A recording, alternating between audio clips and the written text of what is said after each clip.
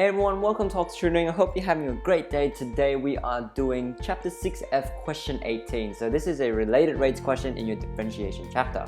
Right, so might as well get into the question. This question is quite common in the exam, also in your SAC, so make sure you know this question, okay? So make sure you know how to answer these. Right, so question 18. A cylindrical tank 5 meter high, so 5 meter high, radius of 2 meters, is initially full of water. Water flows out through a hole at the bottom of the tank at the rate of root h meters cubed per hour, I'm assuming here. And h meters is the depth of the water remaining in the tank after t hours. Okay, so essentially what's happening is there's a hole in the tank and water is leaking out. And it's leaking out at a rate of root h meters cubed per hour. Yep, that has to be an hour. It can't be per height. That doesn't make sense. So root h meters cubed per hour. And mathematically, you can write this as dv dt, so the decrease in volume in terms of time, and it's negative because it's flowing out. So dv dt is negative root h meters cubed per hour. Okay, so part A, we can do part A over here quickly. What is dh dt? So they're asking us for dh dt. So in related rates, you need to find two rates. When you multiply them together, when you combine them together, it gets dh dt. We know one of them already right here, which is dv dt. So dv dt, we know that for sure, that is root h. But what is the other rates that when you multiply dv dt by, you'll get dh dt? So if you want to have a look at that, this denominator is dt, that denominator is dt, so we want to keep dt. The numerator is dv, but our numerator, the one that we need to find, is dh. So what you multiply with is dh over dv. The reason why is the dv's will cancel out and then you have dh dt. So that is pretty much related rates. Right, so the goal now is to find dh dv. How would you find dh dv? Well, we need something with v and h, right? So as our two variables. Where can you find that? Well, our volume formula, so the volume of a cylinder has volume and height, okay? So volume of a cylinder is pi r square h. The problem here is it's also in terms of r. So r, you don't have any radius, any r here. How would you solve that problem? Well, in this case, we know that the radius is always 2 meters in, well, the cylinder is always 2 meters in radius, no matter where the water is. So if it's empty, it's still 2 meters in radius. If it's full, it's still 2 meters in radius. If it's halfway, it's still 2 meters in radius. So you can essentially say the radius is always 2 meters. So 2 square would give us 4. 4 times pi is 4 pi, and you're left with h. So now your two variables is v and h, which we can definitely find dh dv from. So to do that, you derive dv in terms of h, and you get 4 pi. And then we flip it over to get dh dv, which obviously is 1 over 4 pi.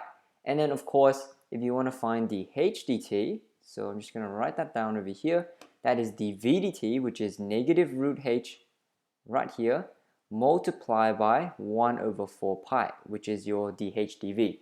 Also make sure you check for units, but because this one, everything was in hours, everything was in meters already, so you don't have to convert any of that. Just be careful though, sometimes they might give you this in centimeter cube per hour, and then they tell you the radius is only 2 meters. The radius is 2 meters, so there's a difference in units. You'll have to do some conversion. But not in this case. This case, it's alright. It's pretty good. Let's look into part B. So part A, dH dt is what we get over here. Part B, I. So this is pretty good. Find dV dt when V equals 10 pi. So we want to find the change in volume. So this one right here, dV dt is equals to negative root h, right? But we want to find dV dt, like an actual number for it, when the volume is 10 pi. How would you get that? Well, our equation here is in terms of h. They gave us v. How would you go from v to h? Well, we have a volume formula, which we just found right here. Volume is 4 pi h, right? So if you want to find h when volume is 10 pi, you can definitely do that. Sub in v equals 10, and then solve for h. In this case, h should equals to 5 on 2. The pi cancels out. 10 divided by 4 simplifies to 5 on 2. And you can sub this h equals 5 on 2 over here, and you get negative root 5 on 2. And then make sure you put your units. In this case would be meters cubed per hour. Okay, so that's part I, and of course, if you want to do double I, dH dt, find dH dt when volume is 10 pi. Well, we know our formula already. dH dt is equals to negative root h over 4 pi.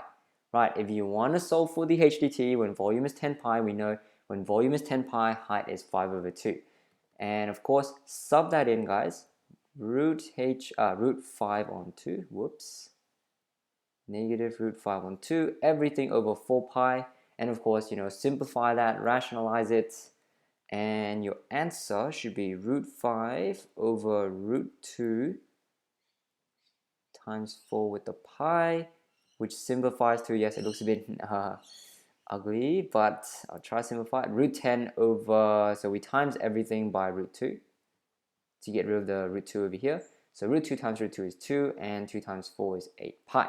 Okay, so at the end of the day, your height is decreasing at a rate of root 10 over 8 pi meters per hour, okay? And that's pretty much it for this question. So the hard part about this question is this part BI here, where they don't give you in terms of H, they give you in terms of volume. When that's the case, your equation doesn't have a volume in it. You need to find a H, and to do that, you solve it, you sub the volume into your volume formula to solve for H, okay? So guys, hopefully you found this video useful, question 18 of your related rates chapter.